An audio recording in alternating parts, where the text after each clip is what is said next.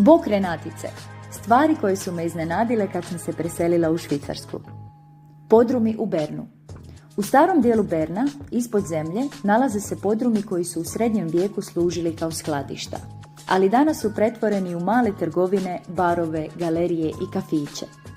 Hodati po ovim povijesnim ulicama i otkriti da se ispod svakog ulaza kriju fascinantni podrumi s nevjerojatnim šarmom bilo je pravo iznenađenje. Kontrola u busu na izlasku. U švicarskim autobusima točnost je na visokom nivou. Ako slučajno autobus na svojoj ruti stigne na stanicu ranije, čeka točno vrijeme polaska kako bi krenuo. A što se tiče kontrole karata u busevima, u Švicarskoj te mogu zaustaviti i pri izlasku iz autobusa, što je iznenađujuće u usporedbi s mojim iskustvom iz Hrvatske, gdje kontrola ne ulazi na sva vrata.